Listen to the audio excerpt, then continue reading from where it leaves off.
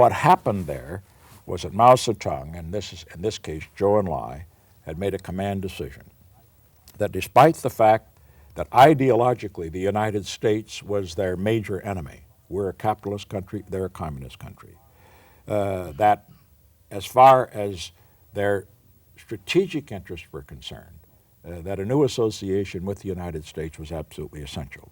Because while we disagreed totally on ideology, we had one common concern, and that was the growing Soviet threat, the threat to China and its expansionism in other areas. And the Chinese knew that there was no country in the world except the United States which would be able to contain that threat in the event it were aimed at China. And that is what brought us together in one sense. But I should go further than that. If anybody would read my article in Foreign Affairs and other statements I've made prior to and since that initiative was undertaken, they would note that I always come through with this theme.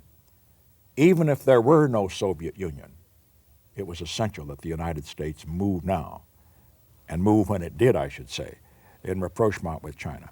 And the reason for that is fundamentally that 1/4 of all the people in the world live in the People's Republic of China. It has enormous natural resources. And the Chinese people, as Chinese, are among the most capable people in the world. Look what they've done in Taiwan. Look what they, in non-communist areas, in Taiwan and Hong Kong, Singapore, Thailand, San Francisco, you name it.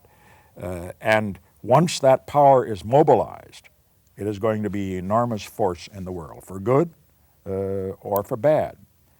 I think de Gaulle hit it in his usual way in 1969 most effectively when he said cryptically, better for you to recognize China now when they need you than to wait until later when their power is such that you will need them.